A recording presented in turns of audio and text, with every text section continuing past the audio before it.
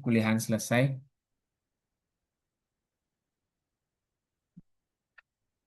Bapak Iya, Ibu tadi sudah diserahkan ya PKL-nya nih ke. Sudah ya? Sudah, Pak. Sudah, Bapak. Nih. Pak, ada yang belum, Pak. Yang belum, Oh, Pak. ada yang Eh, belum ya? saya nggak diserahin, Pak. Saya menyerahkan diri. Oh, nggih. Yang belum sih, Re. saya Pak Ya, Saya, belum. Pak, belum. Tapi belum, sudah Mbak. menghubungi pembimbing ya, dosen pembimbing. Udah Pak, kemarin Bu Diahnya bilang antara hari Senin sama Selasa sih dia bilang. Oh, Kenten. Yang di luar Bali siapa saja mungkin iki? Yang lupa terus terang.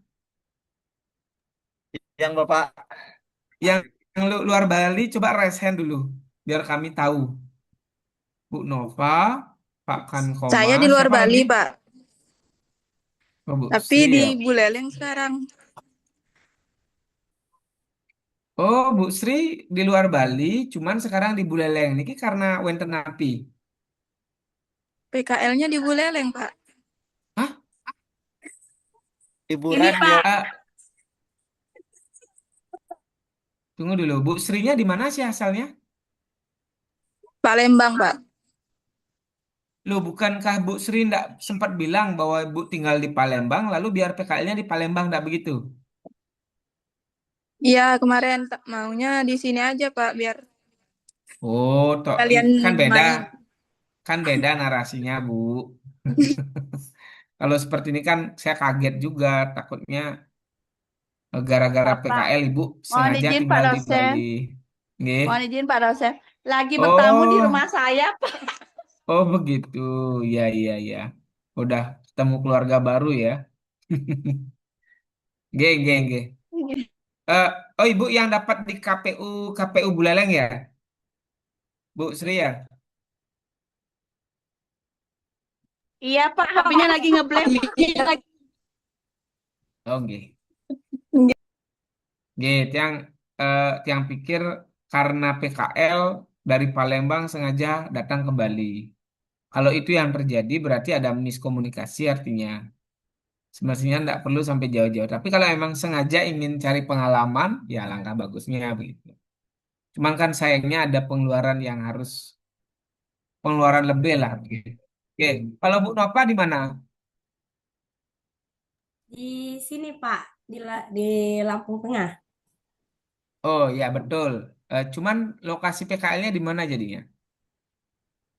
Di ya masih di Lampung Tengah, Pak. Jadi masih bisa Enggak, maksudnya terjangkau. instansinya, Oh, instansinya. di bimbel jadinya, Pak. Oh, bimbel. Oke. Ya, Nggih, nggih paham paham. Kalau Pak Kankoma, Di Pasraman, Pak. oh Pasraman. Tapi nama Pasramannya? Pasraman Widya Dharma. Oh Widya Dharma. Ya. Itu di mana Pak? Di Ogan Komering Ulu apa Ilir? Ogan Komering Ulu Selatan, Pak. Oh, oh iya. Nah yang lain ada lagi Bapak Ibu. Ada Bu Agung, cuman Nah Bu Agung. komunikasi. Pernah yang tanyain, karena kesulitan sinyal beliau, Pak. Oh. Ya kalau bisa tolong jangan sampai apa namanya tidak tidak terlewati ya karena Niki juga menjadi syarat Bapak Ibu agar bisa lebih meningkatkan ke jenjang berikutnya yaitu di semester 7 agar bisa nyusun laporan PKL, kemudian nyusun proposal karena memang prasyaratnya itu adalah harus sudah melewati PKL gitu. Jadi syarat Bapak Ibu bisa nyusun proposal ini ke syaratnya harus ada nilai PKL. Ya, ya Kang Yang Demun selama 4 bulan kondisinya agak mengalami pressure ya.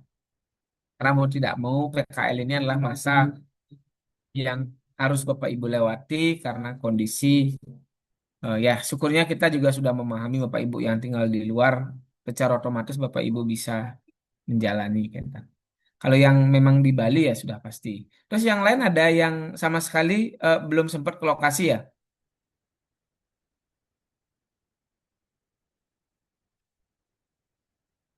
Semua sudah berarti nggih. Izin Pak, tiang sudah ke lokasi, namun apa pergantian dosen pembimbing ya, jadi Pak Kaprodi di switch ke Pak Roni Pak gitu. Jadi tinggal nunggu gininya aja, schedule-nya saja. Oke, oke. Iya Bapak Ibu, yang penting Bapak Ibu tetap keep kontak sama dosen pembimbing.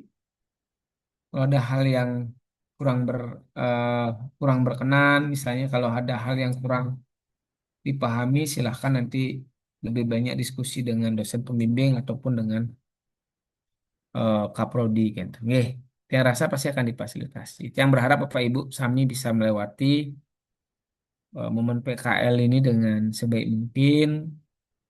Karena disinilah momentum Bapak Ibu bisa merasakan di mana eh, bekerja sambil PKL.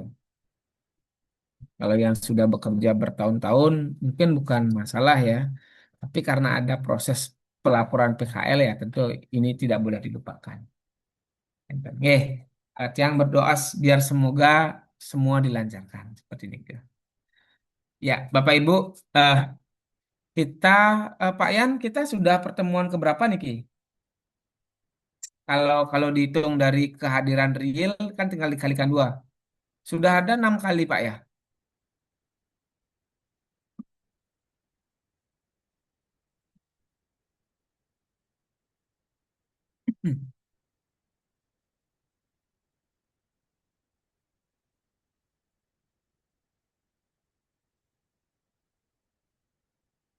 Oke, Terakhir 30 Maret ya Pak.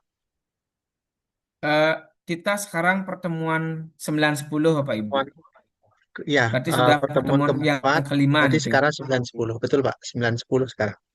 Ini kelima nih Ki. Nggih. Ya, Iya Pak. oke Bapak Ibu. Jadi sudah kelima, ya lagi 3 kali pertemuan ya.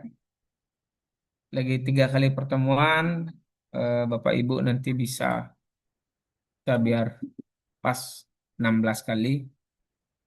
Sebenarnya tadi yang sempat berpikir apakah perlu tetap kita lanjut kuliahnya pasca Bapak Ibu sedang mengalami proses eh, mulai memasuki tahap PKL gitu. Tapi ternyata kalau malam rasanya tidak ada hal yang urgent. Oke, jadi yang izin share screen dulu. Kita lanjutkan materi. Kalau yang minggu lalu Bapak Ibu masih ingat materinya sampai di mana?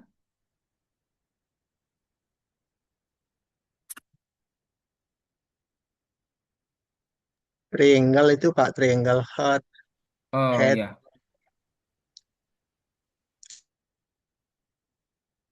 triangle ya.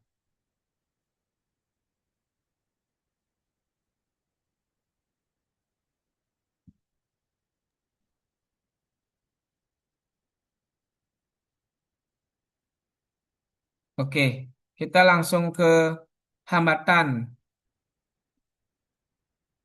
eh, menjadi pendengar dalam lobby dan negosiasi. Nggih. Jadi nanti tetap kita ada sesi diskusi. Yang berharap lebih banyak ke sesi diskusi. Karena yakin kuliah malam niki sangat apa namanya resikonya ibu ngantuk dan lain sebagainya. Nggih. Ya, yang ingin memulai dengan hambatan menjadi pendengar dalam lobby dan negosiasi seperti ini. Oke, ini materi yang mungkin Bapak Ibu baru, tetapi sebenarnya persoalan ini tidak hanya dialami bagi orang yang menjalani proses bernegosiasi, bahkan terkadang Bapak Ibu ketika proses perkuliahan, proses mendengar ini juga sering menjadi hambatan ya. Saya ingin tahu dulu, Bapak Ibu, kalau mendengar itu Bapak Ibu mengalami kendala enggak? Ya, apa kira-kira kendalanya Bapak Ibu? Ya, Izin Pak, silakan. Ya, Bu Helvi. kalau mendengar pasti pernah saja ada kendala Pak, tergantung dari yang menyampaikan pesan. Kalau cara menyampaikan pesannya mungkin lebih jelas dan akurat dan langsung ke titik permasalahan, mungkin agak lebih lebih gamblang kita mendengarkan ketika permasalahan yang disampaikan itu terlalu bertele-tele, jadinya tidak mengena di pendengaran kita, Pak, karena tidak masuk to the point-nya gitu sih, Pak, biasanya kendalanya. Oke, berarti muter-muter ya, keliling, keliling, kemudian tidak to the point, lalu tiba-tiba langsung kesimpulan. Ya, Bapak Ibu tiba-tiba langsung WA temennya. Apa yang dijelaskan tadi sama dosennya gitu. Karena muter-muter begitu. Ada tugas nggak gitu? Padahal Bapak Ibu hadir ya. Jadi bisa jadi itu sering terjadi. Fokusnya selain substansi materinya yang mungkin kurang menarik, ditambah lagi dengan pemaparan materi yang terlalu muter-muter, bisa jadi itu juga membuat Bapak Ibu menjadi kurang fokus begitu. Nah, tadi sudah disampaikan. Tapi saya yakin Bapak Ibu punya pengalaman lain. Oke, silakan Bapak Ibu. Tadi Bu Elvi sudah mengambil beberapa poin yang paling sering dialami.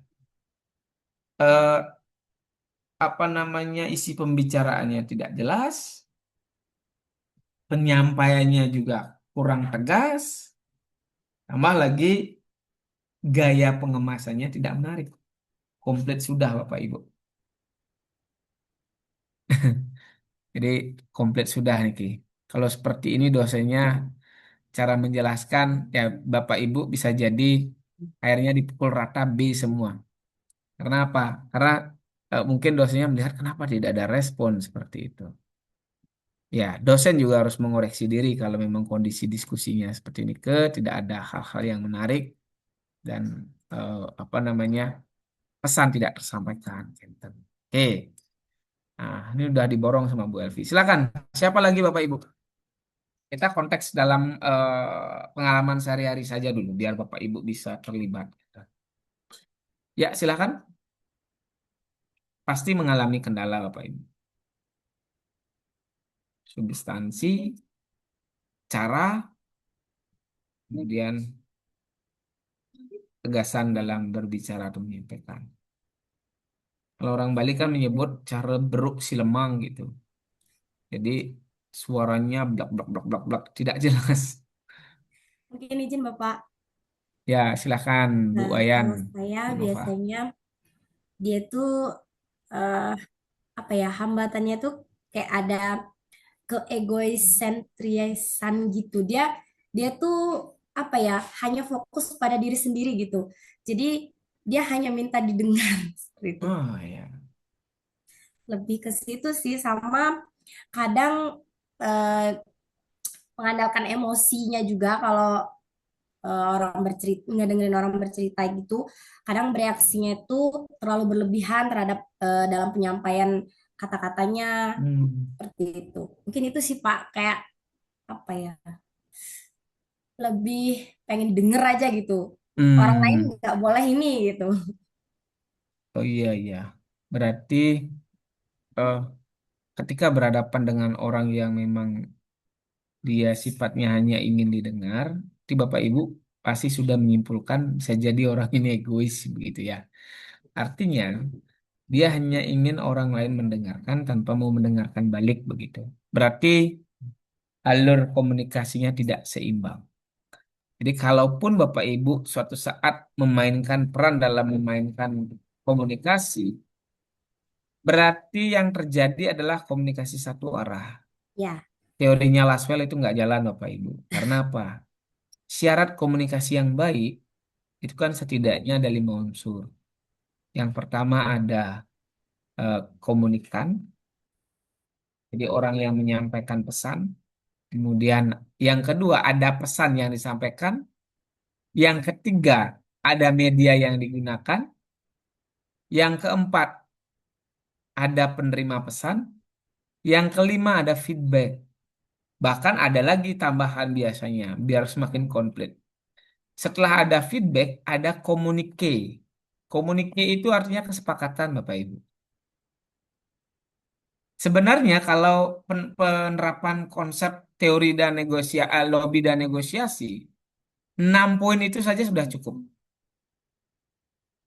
Jadi Bapak Ibu berdiskusi dengan lawan bicara, siapapun yang memulai, siapapun yang meminta, berarti dia adalah penyampai pesan secara tidak langsung, kan begitu. Nah, tadi Bu Nova menyebut bahwa egois begitu. Jadi jangan-jangan dia tidak memainkan, memposisikan peran seorang lawan bicara itu sebagai orang yang penting. Berarti posisinya menjadi tidak seimbang. Ini persis ketika Indonesia memposisikan diri sebagai seorang mediator dalam perang Iran, Amerika, dan Israel. Karena sejatinya posisi yang ingin kalau ingin didengar dan dipandang sebagai seorang eh, apa namanya istilahnya eh, mediator ya maka posisinya harus seimbang. Seimbang itu artinya apa? Ya banyak hal, seimbang banyak hal dari sisi kekuatan. Ya mungkin kalau sekelas Cina dan Rusia yang kan, saya tidak akan meragukan begitu. Jadi posisinya itu harus benar-benar dibuat sejajar. Jangan sampai eh, komunikannya itu sudah posisinya tinggi, ditambah mendapatkan lawan yang tidak apple to apple. Itu justru dampaknya akan buruk. Silakan, Pak Oyan Sumariase tadi sudah raise hand. Silakan Pak Oyan. Ya, izin sedikit Pak. Kalau terkait Oke. hambatan sebagai pendengar itu, kalau padahal ini sebenarnya belajar mendengar ini sangat sulit menurut Tiang karena eh, kita butuh konsentrasi sebenarnya apa yang disampaikan komunikan gitu ya. Mm-mm. Komunikator maksudnya, yang yang penyampai pesannya. Jadi kita benar-benar butuh konsentrasi. Kadang-kadang kita mendengar tapi tidak tidak masuk gitu. Masuk kanan keluar kiri ya istilahnya. Itu aja Wah, sih Bapak. Mbak. Jadi konsentrasi yang kita butuhkan sebenarnya untuk. Iya, oke. Kalau sudah seperti itu, berarti ada banyak faktor. Kenapa dia tidak konsentrasi? Nah, bisa jadi gangguan di luar itu jauh lebih tinggi, atau isi pembicaraan tidak terlalu menarik, sehingga konsentrasinya tidak menjadi terarah. Ya, terima kasih Pak Oyan. Silakan Pak Widiantara. Ya, eh, Oke, silakan. ini berbagi pengalaman aja memang 11 tahun lebih saya di bidang jurnalis tugasnya tentu lebih banyak bertanya dan mendengar. Tapi memang hambatan yang paling sering kita rasakan atau kawan-kawan yang sering dirasakan di lapangan adalah menerima karakter dari lawan bernegosiasi atau kemudian berlobi atau kemudian narasumber. Karena gini, karena mereka itu dengan memiliki banyak basic latar belakang. Terus kemudian dia memiliki ini yang paling menarik untuk saya adalah logat. Saya beberapa belakang ini saya memang sedang melakukan proses investigasi sebuah tulisan, tapi narasumber saya ini adalah orang Sumatera, orang Sulawesi, yang logatnya itu ketika dia berbicara itu susah kita mendapatkan poin pentingnya. Kemudian saya juga beberapa kali menemukan lawan bicara ketika saya mendengarkan adalah ilmunya yang terlalu tinggi, tapi sehingga dia ketika berbicara kecepatan. Kecepatan itu artinya kemana-mana itu. Padahal saya tahu bahwa ini narasumber yang tepat, cuma karena kebanyakan bebal di otak lawan bicara kita, ketika kita mendengarkan dia berbicara, itu tidak hanya lompat-lompat, tapi sudah ngawur lidur. Kemana, kemari, karena kebanyakan di isi ilmunya gitu maksudnya kemudian. Tidak sehingga tidak teratur, ketika cara berbicaranya ditambah lagi dengan logatnya yang bukan logat yang biasa dengan pelan kita dengar tapi dengan cepat, belum lagi ketemu dengan teman-teman yang dari logat-logat dari timur segala macamnya. Nah ini yang menjadi kemudian hambatan kita mendengarkan pertanyaan ulang itu kan seolah-olah jadi berarti kita kayak nggak menghargai apa yang diomongin dengan semangat karena mereka bicara menggebu-gebu ketika kita maksudnya apa Pak akan mengulang lagi dan kasihan dianya sebenarnya. Saya kira itu pikir ya berbagi pengalaman terkait soal bagaimana mendengarkan orang itu dengan karakter yang berbeda-beda. Seperti itu. Terima kasih. Oke, terima kasih Pak Widiantara. Jadi kalau sudah seperti itu kasusnya, kalau sudah jengkel berita tidak usah diketik ya. Ya, pang sapih begitu. Oke, Oke, jadi ini pengalaman lapangan ya. Saya juga pernah mengalami terkadang ketika berhadapan dengan narasumber yang sangat tidak membumi gitu, ilmunya terlalu tinggi, padahal kita harus bekerja 3 kali. Satu, memahami isi pembicaraan. Dua, ketika apa namanya substansinya terlalu tinggi, menerjemahkan menjadi bahasa yang lebih sederhana dalam bahasa jurnalistik itu luar biasa tantangannya. Karena apa? Ketika itu beritanya harus bisa dibaca oleh banyak orang, itu salah satu kesuksesan sebagai seorang jurnalis. Tapi begitu bahasanya terlalu tinggi, nah berarti ada segmentednya yang sasarannya hanya orang-orang tertentu saja yang dipahami. Ya kalau saya bertemu berhadapan dengan karakter narasumber yang seperti itu, atau mungkin yang belum pernah yang kenal orangnya, maka yang saya lakukan tentu saya akan menyiapkan alat rekam. Karena memang secara otak, kapasitas otak dan kemampuan kita menulis secara tangan, saya yakin kita pasti akan terlambat. Maka dari itu, eh, cara jalan ninja yang paling cepat itulah hidupkan alat rekam dan kita ya dengarkan saja sampai kapan dia berhenti berbicara, baru di sana kita bisa menyalah. Tapi menarik sekali. Ini mungkin bisa cocok dilakukan dalam kondisi in-depth news ya. Jadi untuk liputan-liputan yang sifatnya investigatif, tetapi tidak cocok untuk berita-berita yang short news yang terkadang Nah, secara substansi kita paham, tapi kita hanya perlu meminjam bibir orang-orang untuk melegitimasi persoalan itu. Jadi seperti itu. Terima kasih Pak Widiantara sudah berbagi pengalaman dalam dunia jurnalistik terkait konsep mendengar dan apa namanya ketika berada di lapangan. Silakan tadi Pak Edi kayaknya mau raise hand. Silakan Pak Edi.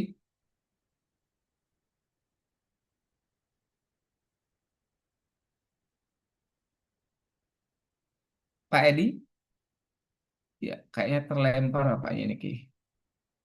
Ya oke. Iya Kak, keluar Zoom Kak. Oh keluar Zoom ya. Kayaknya tadi begitu raise hand langsung terlempar kayaknya nih. Ki. Ya, silakan ada lagi Bapak Ibu sebelum Tiang eh, langsung ke topik. Jadi kita ingin memanaskan suasana dulu. Suasana di luar sangat dingin. Silakan Bapak Ibu bisa lebih menghangatkan suasana untuk berdiskusi. Izin Pak, mungkin yang sedikit saja. Ya, silakan Pak Gus. Kebetulan hampir sama Pak Wayan terkait memang mendengar itu sulit ya. Jadi sebelum menjadi pembicara yang baik, saya belajar mendengarkan dengan baik Pak, biasanya gitu ya Pak. Ini Oke. komandan Pak. Oh iya, luar biasa. Jadi sebelum menjadi pembicara yang baik, tentu harus menjadi pendengar yang baik. Sebelum menjadi pendengar yang baik, tentu harus menjadi pembaca yang baik begitu. Terkadang orang kan harus paham dulu. Sebagai contoh misalnya, ketika Pak Agus masuk ke dalam sebuah ruangan yang beberapa orang sudah berada di dalam, mereka sedang asik bercakap-cakap begitu. Begitu Pak Agus masuk, tidak mungkin langsung nimbrung dengan topik yang belum tentu Pak Agus pahami. Pak Agus pasti akan duduk, diam, mengamati, ikut tertawa kalau ada hal yang lucu. Setelah topik arah pembicaranya sudah jelas, barulah kita nimbrung. Itu kan dalam sisi kita bergaul ya. Jadi tidak mungkin baru datang langsung tiba-tiba kita nimbrung langsung berbicara. Pasti banyak hal yang harus kita selami dulu. Kadang takutnya ketika kita langsung nyerobot tiba-tiba topiknya bukan itu. Kan malu gitu. Ya, jadi memang harus menjadi pendengar yang baik sebelum menjadi pembicara atau berbicara yang baik seperti itu. Oke. Eh, Silakan Bapak Ibu, lagi satu, mungkin Pak Aryo Saya Utama atau Bapak, oh ya, silahkan Diana. eh, kadang itu orang itu mendengar untuk memikirkan jawaban, Pak. Jadi pendengar itu kadang sibuk mikirin jawabannya, bukan memahami topiknya. Jadi saat lawan bicara itu kita sibuk mikirin apa yang mau jawab gitu, kayak gitu, Pak. Jadinya Eh, topik yang dibahas itu terlewat seperti hmm, itu, nggak masuk. ya, Besoknya lupa dah kayak gitu. ya beruntung ada chat GPT ya. Kita langsung ketik, langsung cari jawabannya. Ya, jadi diam di balik diamnya itu juga sebenarnya mencari jawaban. Ya enggak apa-apa. kita kan sangat normal itu, karena kan manusia sudah kan bukan dewa yang paham segalanya. Itulah pentingnya kenapa pengetahuan itu harus digali dan dicari. Sekalipun kita banyak mendapat pengalaman dan itu juga menjadi bagian dari sebuah sisi pengetahuan, tapi kan itu harus diperoleh dengan beragam cara. Jadi tidak hanya lewat berbicara, tetapi juga mendengar. Ya, itulah sebabnya kenapa bibir dikasih satu, telinga dikasih dua. Logikanya kan Bapak Ibu pasti lebih banyak mendengar ketimbang berbicara. Lebih banyak melihat gitu. Jadi itu filosofisnya. Kalau bibir dikasih tiga beda lagi nih. Berarti logikanya harus lebih banyak bicara. Nah, oke Bapak Ibu, terima kasih saya sudah bisa menangkap sesi eh, pertemuan ini. Setidaknya Bapak Ibu sudah memiliki mindset bahwa menjadi pendengar itu berat. Kenapa berat? Satu, kita dilatih untuk fokus, untuk mendengarkan. Yang kedua, kita tidak boleh keluar dari substansi apa yang kita bahas. Nah, seringkali persoalan muncul itu karena si pendengar ini terperangkap masalah lain di luar konteks pembicara. Artinya, lawan bicara ini memang tidak fokus, kemudian dia salah memposisikan eh, bahan diskusi itu menjadi sesuatu yang penting, sehingga dia lebih mudah terlempar ke poin-poin yang terkadang dianggap tidak substansi begitu. Nah, Tia rasa ini adalah masalah poin yang pertama, terperangkap masalah lain. Jadi karena kondisinya tidak fokus. Kemudian sikap tidak kondusif terhadap topik yang dibahas. Nah, poin yang kedua ini terjadi karena memang mitigasi resiko berkaitan dengan dalam konteks lobby dan negosiasi itu tidak dipersiapkan. Jadi kenapa tidak dipersiapkan, kenapa tidak dimitigasi? Karena bisa jadi kurangnya pengalaman, kemudian atau menggampangkan persoalan.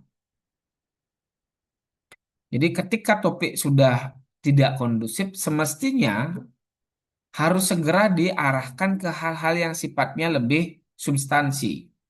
Sehingga durasi dalam berdiskusi itu menjadi bisa lebih ringkas dan lebih cepat.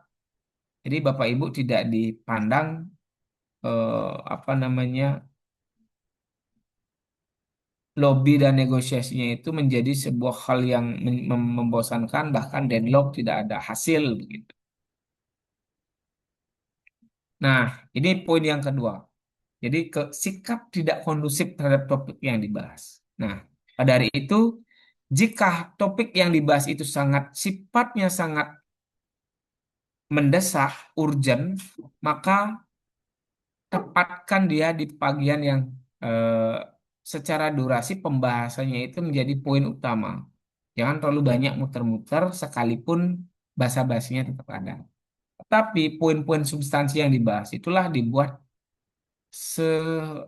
singkat dan sejelas mungkin. Sehingga orang yang ingin mendengarkan itu tidak mudah teralihkan fokusnya. Nah, maka dari itu sebagai contoh misalnya Bapak Ibu, ini contoh ya karena ilmu niki kayak Bapak Ibu akan gunakan. Sebagai contoh, Bapak Ibu mau tidak mau ketika semester 7 ini Bapak Ibu akan menyodorkan judul proposal kepada dosen pembimbing.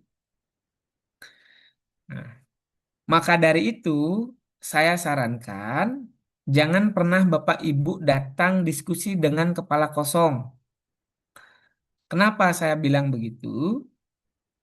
Karena ketika Bapak Ibu diskusi dengan dosen dengan kepala kosong, tidak memiliki ancang-ancang judul, tidak pernah memetakan apa yang menarik dari judul itu, tidak pernah Bapak Ibu sebelumnya melakukan observasi awal, maka judul Bapak Ibu, sekalipun judul itu cikal bakal adalah penelitian yang sangat bagus dan memiliki novelty, maka akan mudah dipatahkan.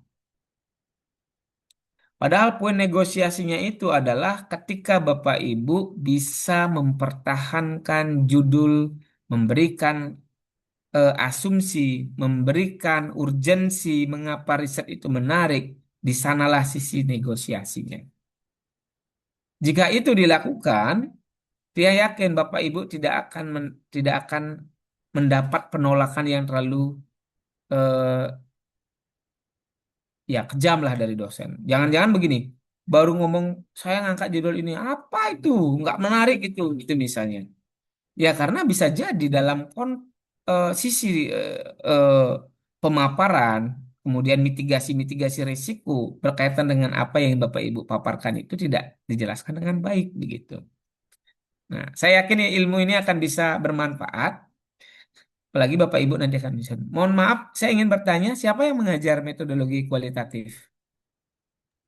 Pak Andi Agus Purnomo. Andi Oh Purnomo. ya, ya Pak Agus. Oke, sudah pertemuan keberapa Bapak Ibu?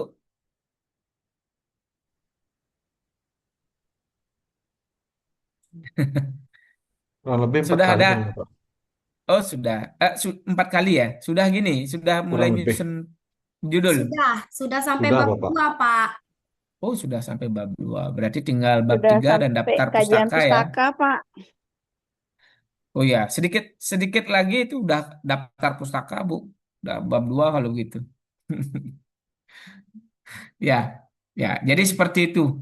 Maka dari itu argumentasi Bapak Ibu berikan apa namanya bahasan topik yang menarik dan Bapak Ibu bisa bernegosiasi di sana.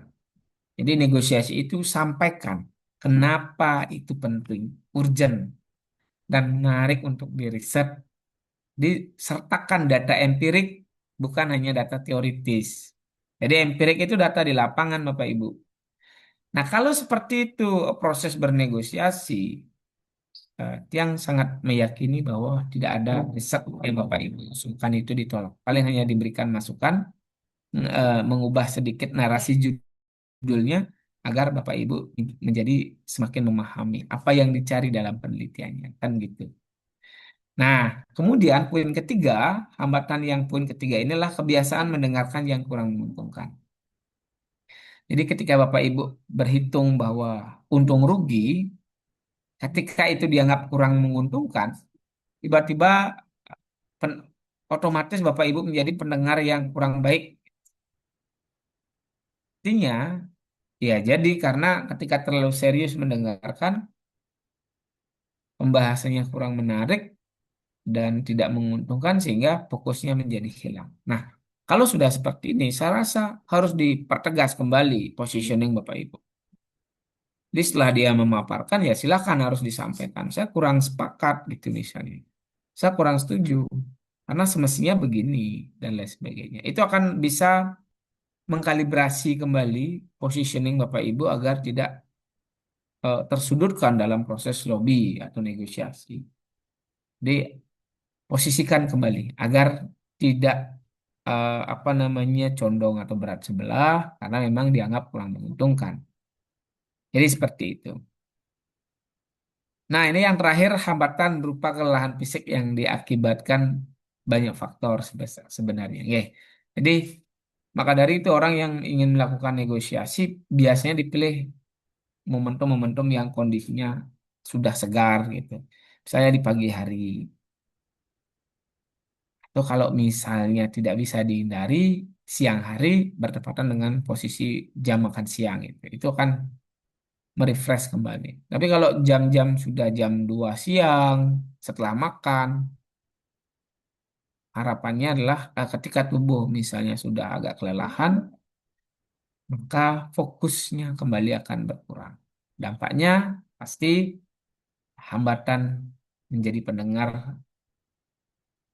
apa namanya, proses mendengar itu menjadi kurang maksimal. Dan itulah hambatannya. Oke, silakan Bapak Ibu kalau ingin ada yang ingin didiskusikan. Saya berikan waktu untuk berdiskusi.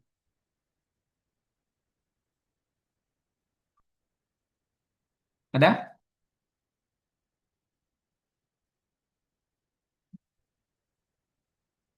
Oke,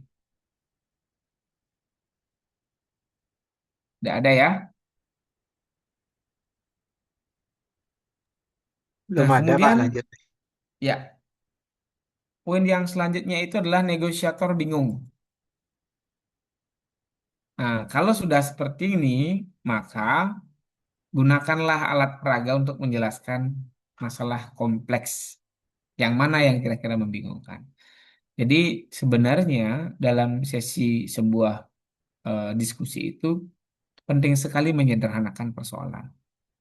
Menyederhanakan yang dimaksud itu adalah agar memudahkan lawan bicara itu paham. Bukan dengan tambah membuat istilah-istilah baru yang semakin ribet.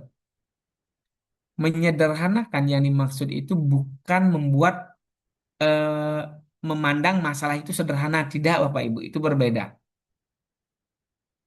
Menyederhanakan persoalan dengan memandang masalah itu sederhana itulah dua hal yang berbeda. Kalau menyederhanakan persoalan itu akan justru membuat strategi, kemudian proses negosiasi itu akan menjadi semakin mudah karena kedua belah pihak paham. Tapi kalau menganggap persoalan itu sederhana, bisa jadi kita akan terlihat meremehkan. Dampaknya apa ya? Jangan-jangan salah mitigasi resiko, dampaknya bisa kerugian material maupun imaterial. Ini yang harus dihindari. Nah, kemudian tuliskan usulan yang kompleks dengan kalimat singkat dan jelas.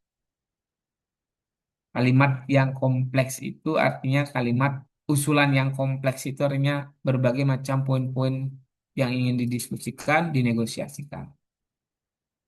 Tapi jelas, tidak bermakna ganda atau ambigu.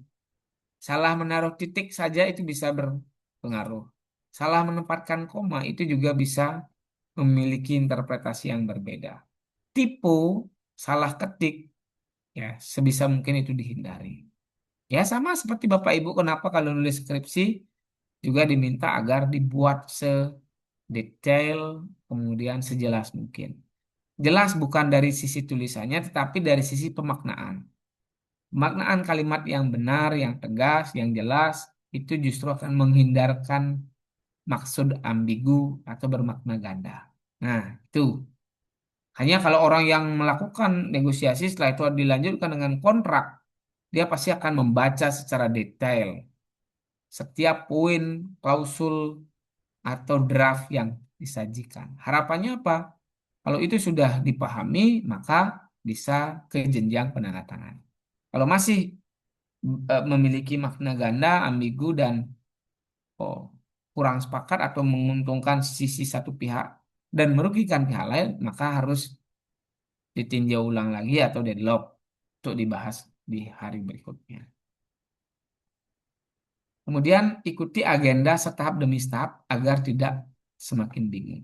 Bingung yang dimaksud ini ya tentu biar nanti struktur struktur gininya sistematis. Ah, sistematis ya sudah pasti berurutan. Kenapa? Karena ketika ada poin yang terlewatkan, itu pasti akan memberikan ah, persoalan itu menjadi beda lagi. Mana yang lebih dulu, mana yang bagian akhir, mana yang di tengah, itu harus dijelaskan. Nah, penting sekali sebenarnya kalau orang yang bernegosiasi itu melibatkan pihak ketiga. Sebagai contoh Bapak Ibu ya, saya yang berikan contoh detail. Ketika pemerintah melakukan pembangunan jalan untuk shortcut, misalnya seperti yang di kawasan Gate-Gate yang menghubungkan antara Denpasar dengan Buleleng, maka pemerintah pasti akan melakukan pembebasan lahan untuk pembangunan jalan baru. Di satu sisi, masyarakat pasti akan memberikan harga yang tertinggi agar tanahnya dihargai dengan harga yang layak dan tentu tinggi. Tidak lagi ganti rugi, tapi ganti untung. Sedangkan pemerintah pasti akan memiliki sudut pandang bagaimana caranya membayar tanah sesuai dengan kondisi kontur tanah itu maupun kondisi geografis. Maka dari itu, nah, misalnya biasanya pemerintah itu akan selalu melibatkan pihak ketiga atau tim appraisal, penilai lahan. Maka lahan itu akan dinilai sesuai dengan NJOP-nya. Kalau lahannya itu berada di kawasan perbukitan yang curam, dekat dengan jurang, maka secara otomatis nilai NJOP tanah itu akan turun. Tetapi kalau tanahnya posisinya di pinggir jalan yang utama sebelum dibangun jalan baru, ditambah lagi posisinya datar, ada kebun cengkehnya, maka setiap eh, pohon kebun cengkeh akan dihargai sesuai dengan kemampuan pemerintah. Maka dari itu ada istilah tim penilai. Nah, ini juga bagian dari pihak ketiga sebenarnya kalau dalam konteks eksekusi. Tapi kalau dalam konteks bernegosiasi, Tiang yakin ini juga dijadikan sebagai sarana untuk eh, memberikan sudut pandang agar pihak-pihak yang terlibat dalam proses negosiasi saling memahami satu sama lain. Jadi tidak selalu yang satu menarif dengan harga tinggi, yang satu lagi ingin berupaya mencari harga yang terendah. Ya, tentu tidak akan ketemu. Tapi ketika diberikan sudut pandang baru bahwa di sini sekian, di sini sekian, maka mereka akan mencari win-win solution dan berada di posisi tengah. Ya, sama seperti dalam dunia ekonomi, ya, bagaimana caranya mencari keseimbangan antara harga produksi dengan harga beli ya sudah pasti dicari titik tengahnya. Ketika petani pasti ingin harga yang mahal, sedangkan pembeli pasti ingin harga yang terjangkau. Kadang tugas pemerintah lah mencari titik tengahnya agar terjadi titik equilibrium atau keseimbangan. Produksi jalan, permintaannya tetap dijaga. Keseimbangan inilah yang bukan perkara gampang, Bapak Ibu. Nah, jadi ya sama seperti kondisi sekarang ketika Timur Tengah bergejolak, harga minyaknya melambung, tetapi kebutuhan akan minyak menjadi tinggi, sedangkan APBN tidak mampu membiayai subsidi minyak yang jumlahnya setiap satu dolar kenaikan barel harus disubsidi hampir 5 sampai 10 triliun. Jadi kalau itu dilakukan APBN jebol. Solusinya ASN dikorbankan. Caranya bagaimana ya? Diminta WFH setiap hari Jumat. Itu kan titik tengahnya sebenarnya.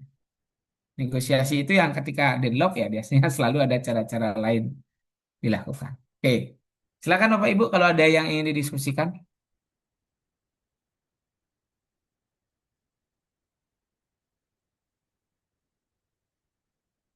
Ada?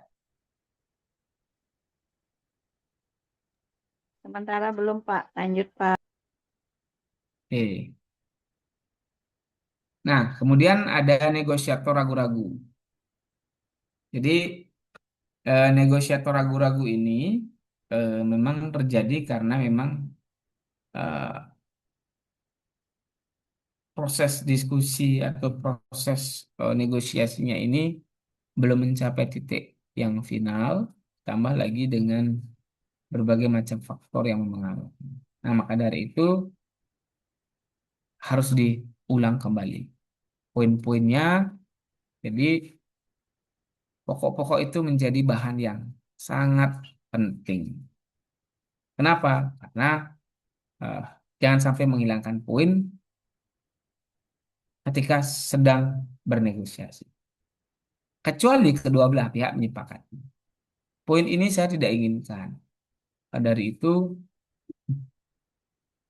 kalau ini dihilangkan, maka saya akan siap. Tapi kalau pihak lain masih merasa ini perlu, itu berarti ada pihak yang memang masih menginginkan. Jadi ada poin yang memang belum disepakati. Jika ada 10 poin yang diusulkan, tetapi hanya poin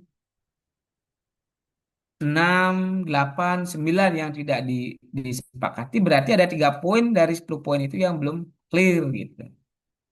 Bisa jadi itu ditarik dulu, narasinya diperbaiki, atau permintaannya dikoreksi, atau diturunkan, atau biar nggak terlalu tinggi gitu misalnya. Maka poin-poin yang dianggap tidak sesuai inilah yang harus dikoreksi. Yang lain dianggap sudah sepakat, maka tinggal dilanjutkan. Yang belum inilah yang harus dicari kira-kira negosiasi jalan keluarnya.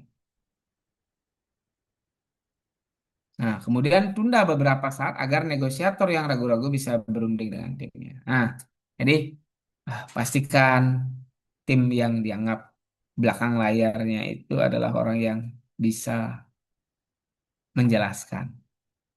Nah, Bapak Ibu mungkin sudah mengamati ya, sempat viral di media sosial beberapa hari yang lalu, Menteri Pariwisata itu dicecar.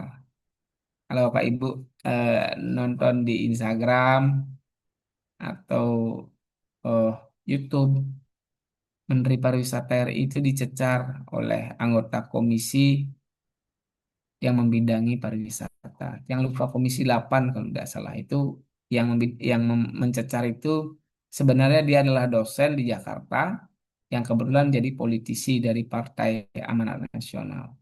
Jadi dia mengoreksi itu seperti orang yang menguji mahasiswa begitu, secara detail, angka dan sebagainya. Tapi yang terjadi adalah ketidakmampuan Menpar itu menjelaskan secara detail karena bisa jadi substansi tidak dipahami dan parahnya itu diliput oleh media. Maka ya meskipun sebenarnya ini bukan sifatnya melakukan negosiasi, tetapi tampil di depan publik ya dan melakukan rapat dengar pendapat RDP ini pasti ada sisi-sisi yang harus dipertanggungjawabkan. Nah, artinya ada hal yang diabaikan dalam proses itu. Kesiapan dalam memahami data. Tambah lagi kemampuan dalam menginterpretasikan data dan menyajikan pemaparan dengan ringkas dan jelas. Ini yang tidak dilakukan. Akhirnya berulang kali dicecar dan ya, baru kali ini kita bisa melihat bagaimana seorang menteri itu panik. Mic yang posisinya bagus digerak-gerakkan, menghela nafas. Artinya ada proses diskusi yang tidak seimbang. Hindari seperti ini. Jadi Tiang yakin Bapak Ibu nanti pun ketika misalnya Bapak Ibu akan menghadapi ujian proposal, ujian skripsi, ketika data dipersiapkan dengan baik, substansi dikuasai, kemudian teori-teori dipahami, metodologi dikuasai, ya sampai ke ujung dunia pun ketika dosen bertanya akan diladeni. Bila perlu pastikan dengan wajah yang sangat serius dan yakin. Jadi jangan pura-pura lupa atau memang benar lupa begitu ya. Jadi jangan sampai dosen itu membaca gestur bahwa Bapak Ibu tidak siap. Ya ladeni kalau memang Bapak Ibu sudah siap membaca, tinggal berargumentasi saja. Apalagi nanti pasti banyak ujiannya daring karena banyak yang tinggalnya di luar. Ya kayak Bu Nova dan Pak Ankoma maupun yang lain yang di luar Bali itu ya secara positioning bisa jadi diuntungkan dengan online karena nah, posisi duduk dan gestur ya kita bolehlah kita masih agak jauh seperti itu. Tapi ketika berhadapan langsung beda lagi. Posisi berdiri dipandang lalu ketika kita menjelaskan ada hal yang keliru ini juga akan memberikan efek kejut yang uh, performanya itu menjadi terganggu. Kan itu contohnya.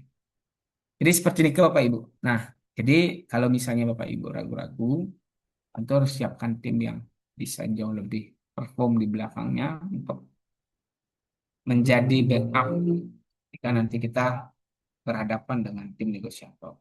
Ya, jadi yang dicari inilah titik temunya. Bukan lagi bahwa kita lebih tinggi atau dianggap lebih pintar atau misalnya dianggap lebih eh, kuat.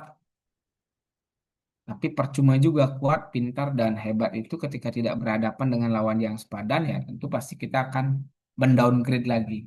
Ini persis seperti ketika orang-orang ya orang besar berhadapan dengan orang kecil ini ketika lawan tidak seimbang ya tidak akan ada orang yang bangga ketika orang besar itu menang itu sederhananya.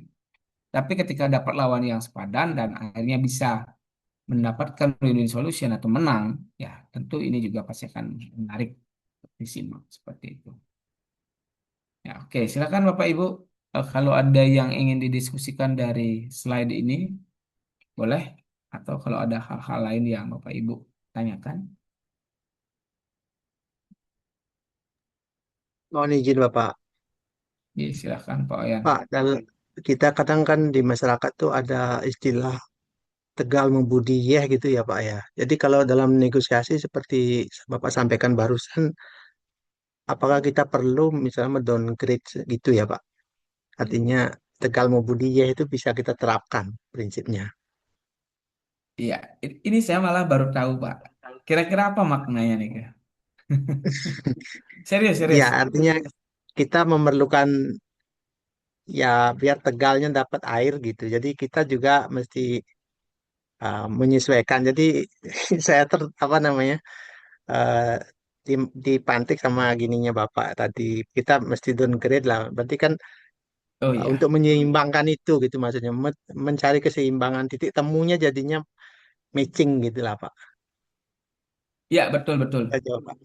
Nah, sama yang tadi disinggung sama Pak Wayan Widiantara ya, ketika berhadapan dengan orang yang positioningnya lebih tinggi, tinggi dalam artian mungkin ketika diajak berdiskusi bahasanya terlalu high, susah dipahami, maka semestinya orang yang dianggap ya memiliki bahasa yang seperti itu harus lebih memikirkan siapa pangsa pasar kita. Kalau misalnya seandainya kita diwawancara, berarti masyarakat paham nggak dengan istilah-istilah gitu. Itu contohnya ya. Maka dari itu ya tentu dia harus mendowngrade, eh, bukan mendowngrade dalam konteks substansinya, tetapi menyederhanakan persoalan agar lebih membumi dan dipahami. Penawaran misalnya kalau kalau tetap 15 gitu misalnya, tetapi bahasanya dibuat sesederhana mungkin, tetapi tetap penawarannya 15 itu yang dimaksud. Jadi kalau yang diajak lawan itu adalah ya mungkin secara equal posisinya sama, bahasa yang diksi yang digunakan itu adalah diksi yang sama-sama akademis gitu misalnya, atau diksi-diksi yang tentu satu sama lain saling memahami maka bisa. Atau misalnya saya berikan contoh begini, ekonom versus ekonom itu akan membuat pembahasan atau diskusi itu menjadi semakin enak, gitu. Jadi tidak jomplang. Tapi kalau ekonom bertemu otomotif, cinta otomotif beda lagi, nanti ngawur nanti gininya. Jadi kalau misalnya, kenapa kalau misalnya dalam dunia jurnalistik, orang yang ngedes di bidang ekonomi, dia akan menjadi sesuatu yang biasa ketika mewawancarai para ekonom atau pengamat ekonomi. Atau kenapa wartawan yang ngedes di bidang hukum, dia akan terbiasa berhadapan dengan penasihat hukum, wawancara dengan penasihat hukum. Atau orang-orang yang paham di bidang pendidikan, maka sudah biasa dia berhadapan dengan akademisi. Atau birokrat misalnya ketika berhadapan dengan media, maka cara menjelaskannya juga ya tentu harus ada cara-cara yang bisa membuat orang jadi paham. Jadi siapa yang diajak lawan, ya kita harus bisa mengimbangi. Kan begitu sederhananya. Tapi ketika yang diajak lawan itu terlalu high, tinggi, ya bisa jadi opsinya bukan kita yang ditunjuk. Bisa jadi orang lain. Nah, ini persis ketika misalnya ada seorang bupati berkunjung ke desa, udah pasti siapa yang akan berhak mendamping itu pasti minimal perbakalnya lah begitu. Jadi jangan pernah menunjuk pecalang yang mewakili gitu, nggak akan nyambung. Itu akan terlalu jomplang. Maka dari itu ya pilihlah orang yang sepadan yang memang layak dan dilayakkan. Kenten. Jadi mungkin Pak Wayan bisa memahami maksud yang. Nah, maka dari itu ya siapapun nanti ketika berhadapan dengan pihak-pihak yang dianggap memiliki pengaruh dan lain sebagainya ya Bapak Ibu boleh sih sebenarnya mengukur diri layak atau tidaknya kita berhadapan dengan itu. Itu jangan-jangan ketika kita yang menerima malah kita dianggap melecehkan gitu misalnya. Ya saya rasa itu juga perlu menjadi bahan pertimbangan. Tapi kalau orang yang memang layak, yang pantas, tidak masalah. Diskusi akan menjadi imbang, menjadi eh, sejalan dan tentu tidak ada yang merasa pihak yang dirugikan. Sama-sama enak jadinya. Silakan ada lagi, mungkin seperti ini ke Pak Oyan. Iya, sama Pak. Ada lagi Bapak Ibu? Yang lain boleh?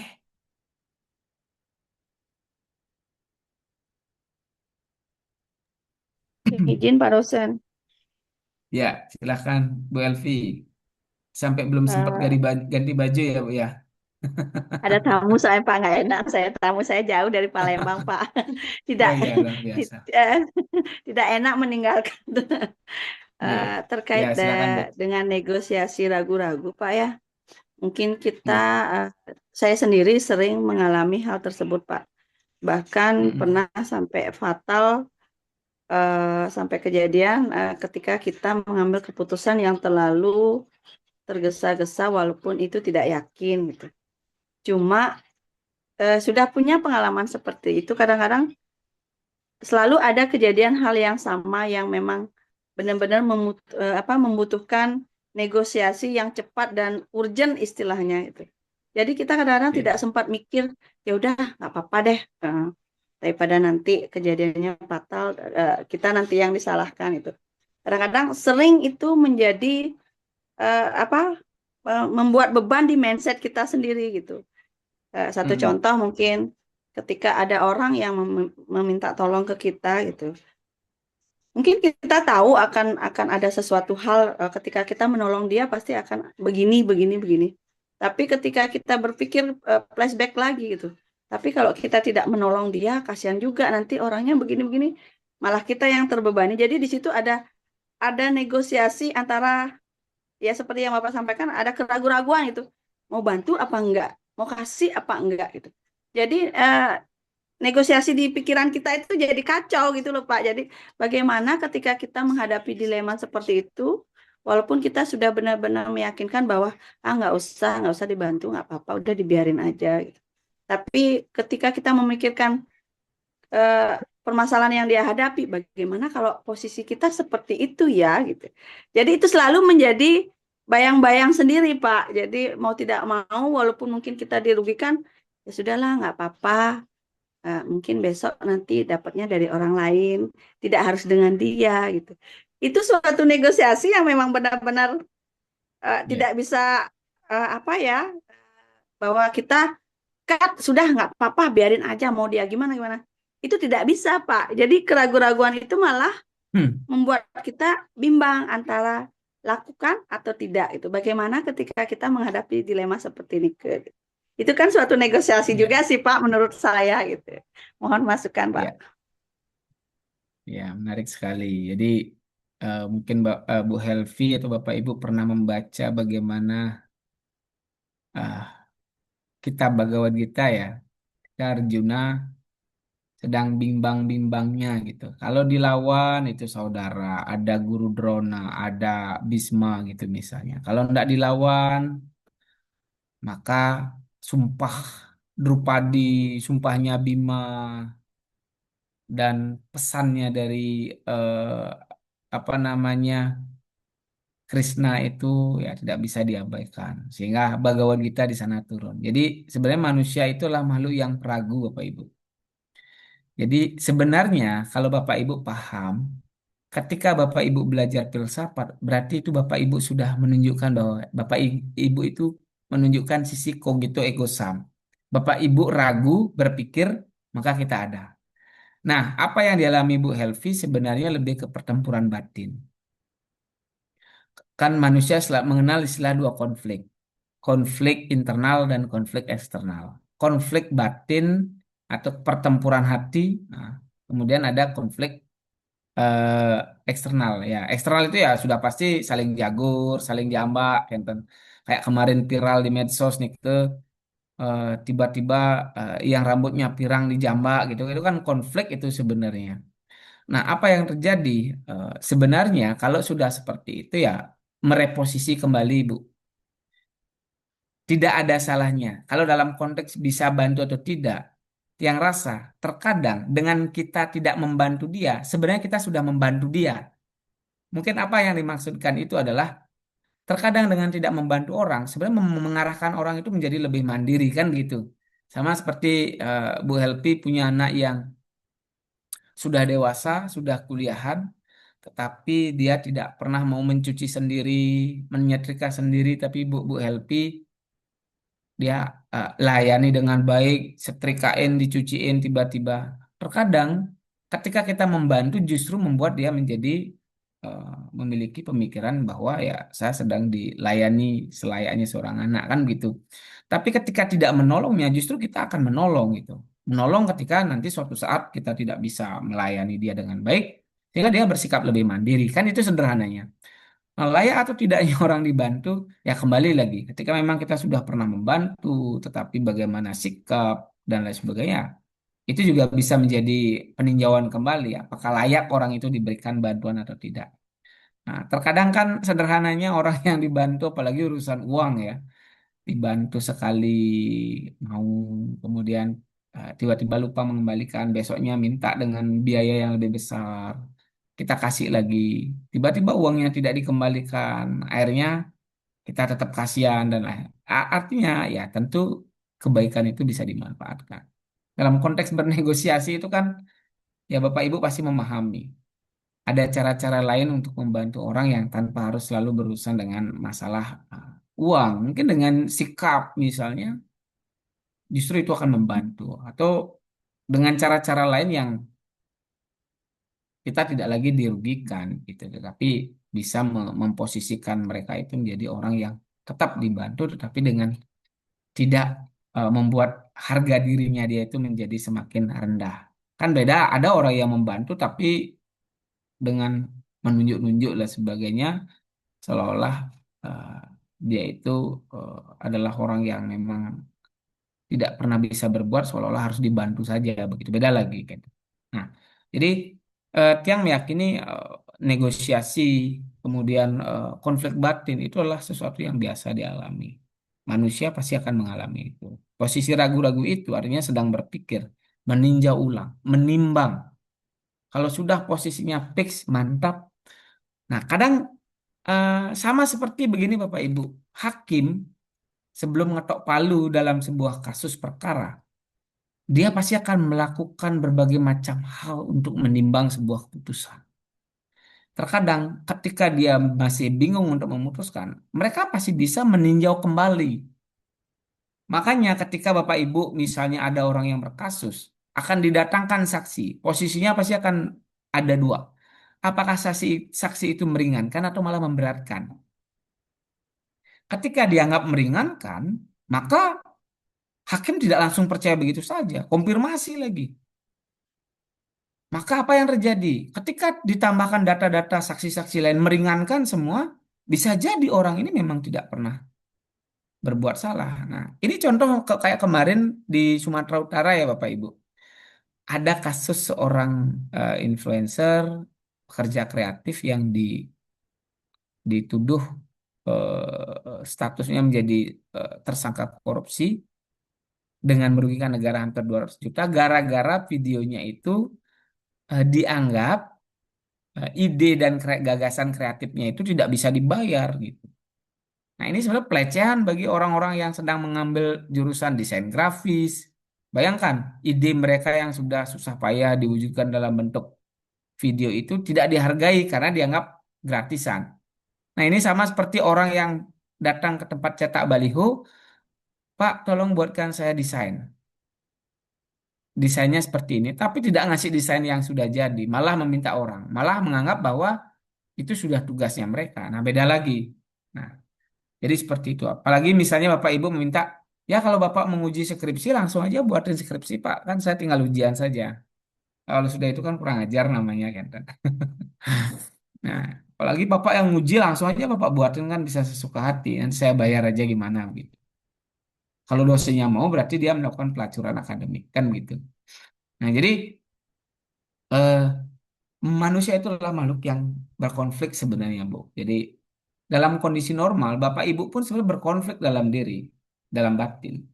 Negosiasi dalam diri itu ya sudah pasti yang dilawan adalah ibu kadek versus bu Helvi begitu jadinya. Nah, sekarang kan kita ditunjukkan dengan bagaimana kebingungan-kebingungan Prabowo melawan Subianto, Bapak Ibu. Dia yang berbicara di medsos, tapi dia yang bingung sendiri. Nah, ditambah lagi negara, setiap orang yang mengkritik dianggap anti asing. Padahal dia lebih dari 10 kali sudah keliling dunia hanya untuk bertemu Donald Trump, Presiden Rusia, orang-orang asing lah intinya. Kan begitu. Jadi kalau kita melihat ya ini Prabowo melawan Subianto kalau begitu, atau Presiden sedang menasihati Pak Prabowo begitu. Itulah konsepnya. Jadi mereka pun menciptakan konfliknya sendiri begitu. Dan ketika berkonflik, bernegosiasi dalam diri, itu artinya ibu sedang ada gitu. Beda lagi, Bu, saya mau gini, langsung diberikan. Berarti sedang tidak berkonflik dalam diri. Faktornya banyak. Kalau ada orang yang minjam uang, langsung dikasih. Berarti ibu, satu, kondisi ekonominya sedang baik. Yang kedua, memang menerapkan bahwa posisinya bahwa ibu adalah orang yang dermawan, kan gitu. Atau ketika melihat orang yang sudah meninggal, diperbincangkan banyak orang dia memiliki kebaikan, banyak membantu. Itu sebagai contoh bahwa orang ini berarti selama hidupnya dia banyak berbuat kebaikan, kan begitu. Berarti orang ini memang benar-benar memiliki eh, eh, nilai yang memang bisa kita eh, menjadi panutan. Ya, itu contoh bagaimana orang sedang mengalami konflik batin. Siapapun pasti pernah. Kuliah sing. Tekanan dari luar untuk mengajak sing dan datang ke kajian lebih tinggi ya sing dadanya gitu. Tapi kalau memang kondisi kita mau kuliah tanpa ditanya ya kuliah. Apalagi ah, ya memang niatnya ingin kuliah ya apapun godaan terbesar. Tapi kalau sudah niatnya memang sudah enggak, sedikit aja digeser, aduh nggak jadi dah kuliah gitu. Saya pernah nggak mengalami itu? Nah, dan itu manusiawi Bapak Ibu. Dalam dunia terkadang kan dari pagi sampai sore kita beraktivitas, ada rasa penat Bapak Ibu, menatap laptop itu rasanya sudah mau pecah kepalanya. Tetapi apa yang terjadi ketika sedikit saja kita memang niat tidak mengajar itu tinggi ya maka bisa jadi saya akan menunda. Tetapi ketika ada rasa tanggung jawab yang harus didorong bahwa tidak boleh ada yang pertemuannya kurang, kemudian ditambah lagi ada yang misalnya Bapak Ibu akan segera PKL, maka saya akan berusaha semaksimal mungkin bahwa inilah tanggung jawab. Jadi saya pun mengalami hal yang sama. Gitu. Sama seperti Bapak Ibu, garap sing skripsi ini, nah, garap sing gitu. Kalau sudah ada gangguan sedikit saja memang mau sing ya sing gitu. Sudah buka laptop, sudah mencari reference, tapi masih pegang HP, tiba-tiba ada ajakan lain, ya, tutup laptop lagi. Gitu. Godaannya besar sekali. Masa-masa semester 6 dan 7 inilah masa-masa yang tantangannya paling besar Bapak Ibu. Jadi saya yakin, maka dari itu godaan terbesar mahasiswa itu ada di semester 6, 7, dan 8. Tapi kalau itu Bapak Ibu lewati, saya sangat optimis Bapak Ibu pasti bisa. Ya, jadi seperti Nike. Maka dari itu, ya Bu Helvi, ya berusahalah meninjau kembali. Ketika Bu Helvi mengalami eh, rasa ragu yang luar biasa, coba tinjau kembali ke belakang. Saya sudah pernah menolong apa? Beberapa kali. Sekarang kalau saya tolong lagi, gimana kondisi saya? Kan gitu. Karena orang yang baik biasanya kadang makanan yang dia mau makan pun dia akan berikan kepada orang lain kan gitu. Kadang kita sudah kedinginan, kita kasih orang jaket. Berganti bintol-bintol, lian alergi dingin tetap masih kita berbuat baik. Kalau seperti itu konsepnya kan merugikan diri kita. Seperti ini Bu, jadi meninjau kembali itu penting sekali. Kalau negosiasi tetap masih dalam titik ragu, lakukanlah peninjau ulang, meninjau ulang. Aturan saja bisa ditinjau ulang, regulasi bisa ditinjau ulang. MBG suatu saat akan ditinjau ulang, Bapak Ibu. Kenapa? Karena lebih banyak kerugian dalam tanda kutip ruang fiskal negara itu lebih banyak ruginya begitu. Karena kalau tujuannya adalah mengobati stunting, setidaknya kan yang diberikan makanan bergizi itu adalah ibu-ibu yang hamil, bukan anak-anak SD, SMP, SMA yang sudah besar, pertumbuhan otaknya sudah tidak bisa lagi dibantu dengan makanan yang dalam maaf ya, tidak bisa lagi dibantu dalam konteks meningkatkan stunting dengan makanan yang kita berikan saat ini. Kalau ibu hamil usia kehamilannya baru 3 bulan sangat tepat. Apalagi orang yang kurang mampu tidak memperhatikan makanan karena kondisinya kurang mampu. Itu layak sekali, saya sepakat. Ya kalau keluarganya sekelas Bu Elvi misalnya dikasih makanan MBG yang kalau ditakar anaknya saja bekalnya bisa 25.000 MBG makan siangnya, sedangkan di downgrade dengan MBG yang 8 ribuan kan kasihan anaknya gitu. Itu contohnya. Maka ya kurang tepat. Berikanlah kepada orang yang dirasa sudah layak seperti itu. Itu saja kekeliruannya sebenarnya. Sehingga yang terjadi dampaknya adalah kita semua. Tambah lagi konflik Timur Tengah, krisis dan sebagainya. Ya berat sekali. Enten Bapak Ibu. Jadi regulasi pun bisa suatu saat akan ditinjau. Keputusan Perpres memungkinkan ditinjau ulang. Jika tidak relevan. Enten, nggih. Terima Silakan kasih, Bapak Pak. Ibu, ada lagi? Pak, anak saya tadi baru Bapak bilang anaknya Bu Helpi 25.000 MBG enggak kanggu. Gitu anak saya, Pak. Karena anak saya makanannya cuma 5.000 tiap hari, tiap Ya, pagi. ya berarti artinya masih ada spare lagi 20.000 Bu. Ya, itu contoh nih Kang. Ya. Jadi kan orang-orang yang kondisinya mampu, eh, pasti mereka tidak akan pernah mengambil itu seperti ini. Kan tidak mungkin mendowngrade kasih sosis begitu yang secara kondisi gininya kan kurang sehat. Sedangkan mereka bisa memberikan makanan yang lebih baik. Untuk apa uang negara? Toh juga kalau mengukur stunting belum pernah ada risetnya. Bermanfaat nggak makanan itu kan gitu sekarang. Jadi kalau belum pernah diukur ya.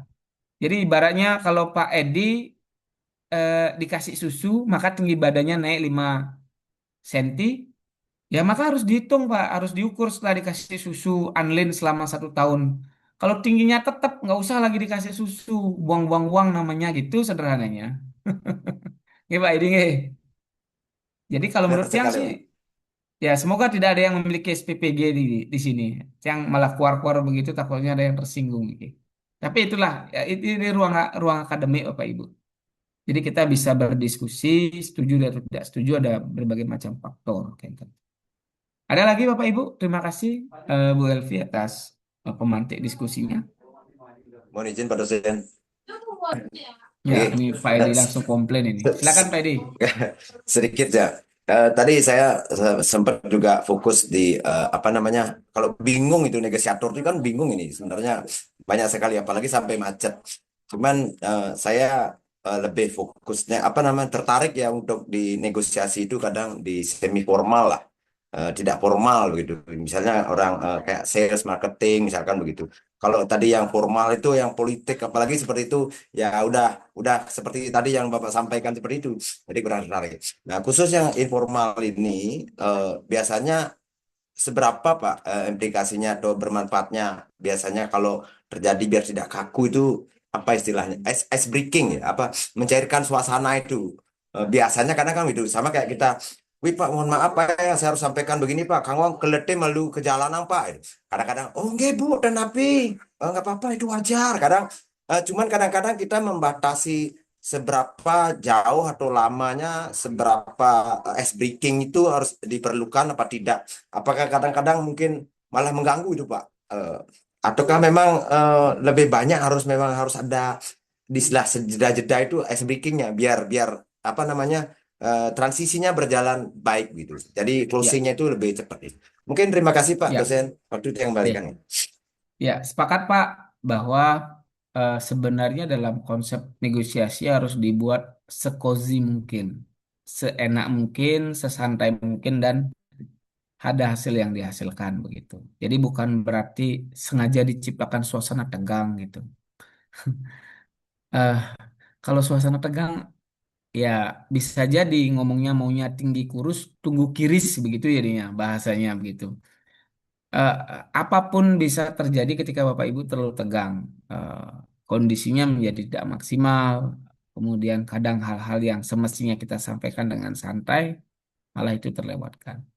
Ice breaking itu perlu. Kemudian penyamaan persepsi di awal untuk memulai agar diskusi itu memastikan bahwa diskusi itu akan berjalan santai, ya perlu sekali sebenarnya memberikan joke atau pujian atau bikin hal-hal yang ringan yang membuat orang menjadi nyaman dan merasa tidak tertekan dengan keberadaan kita. Artinya begini, buat dulu suasana senetral mungkin. Saya buat contoh begini. Ketika saya diminta akan bertemu berhadapan dengan Pak Edi, tetapi posisi cara pandang saya sudah tidak netral terhadap Pak Edi. Maka saya akan menjadi sangat sinis gitu misalnya. Karena menganggap Pak Edi sudah terlalu banyak kepentingan gitu misalnya. Tetapi ketika saya berhadapan dengan orang misalnya Pak Wayan Sumaryase, orang yang menurut saya netral, maka saya tidak akan memiliki overthinking yang berlebih.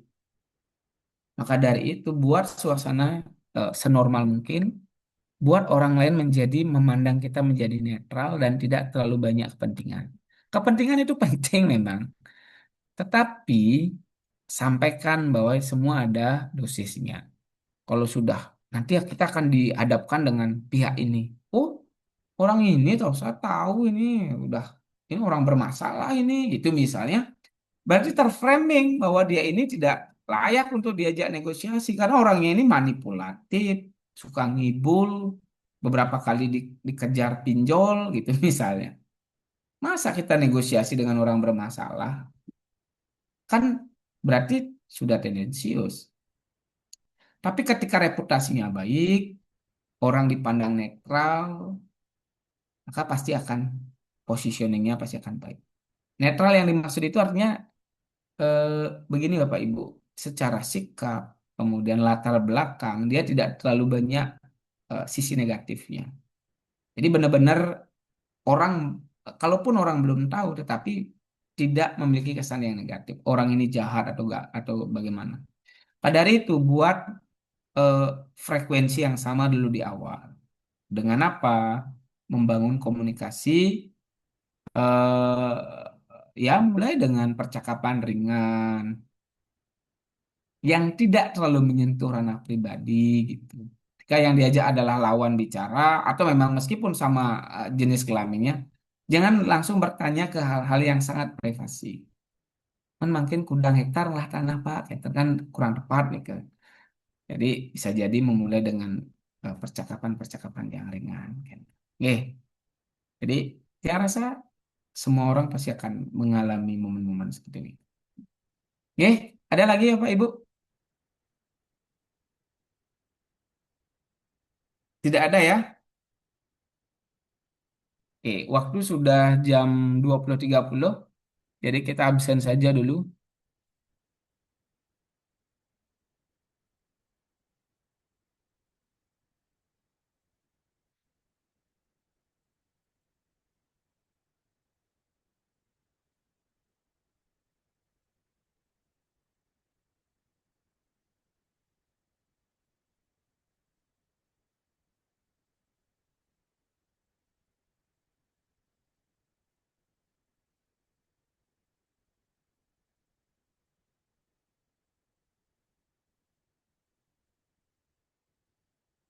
Ya, absen dulu Bapak Ibu. Ya, Egar, Hadir, Pak. Diana, sorry, Hadir, Bang. Duta Trisna, ada ya? Nggak Duta ada ya? enggak ada, Pak. Ya, Itu tidak, Pak. katanya Pak Duta itu yang jadi anggota BRIMOB ya? Iya, betul, Pak. Tugasnya di mana? Sekarang sedang di Mako Jakarta, Pak. Mako Oh Brimob iya, Jakarta. aduh. Tapi bisa aktif, bisa PKL ya? Belum tahu ya? Bisa ya, bisa sih, Pak. Ada gininya, Pak. Kalau nggak salah, Pak Komang Dharma Dharma Yoga Yoga ya? gininya. Ya.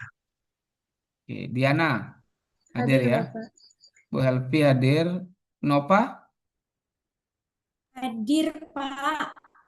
Manik Sedana. Hadir pada dosen. Oke, Sumaryase Pak Yan hadir. Kadek Supriyadi hadir. Hadir, Pak. Gus Mahendra, Krisna Mahaputra, Hadir pada dosen. Kadek Sri Widyastini, Hadir, Pak. Arya Utama hadir, Kangkoma hadir, Widiantara hadir, Edi Sastrawan hadir, Putu Sri Stiti hadir ya, Hadir di Bu Elvi tadi, Pak. yang di Bu Elvini kenge. Okta Yuanita, Hadir, Pak. ya hadir. Agus Sumardite, Hadir Ibu Pak dosen. Sumarlita hadir, Pak Wartedana hadir ya. Gusti Agung Dewi Susanti Bu Agung nggak hadir Pak. ada acara, ada laporan kemana beliau? Tidak ada Nggak ada ya? keterangan sih Pak. Nggih. Kadek Damayanti? Hadir Pak dosen. Iya. Berarti hari ini yang izin itu adalah Pak Duta, kemudian Bu Dewi Susanti, dua orang ya? Ya 2 orang Pak. Dua orang ya. Oke. Ini pertemuan 9-10 Bapak Ibu. Berarti kita lagi 3 kali pertemuan. Ya, nanti kita dengan materi yang berbeda. Tiang rasa nih kemantan Bapak Ibu, terima kasih. Sekali lagi kita coba on cam biar semua terlihat ya.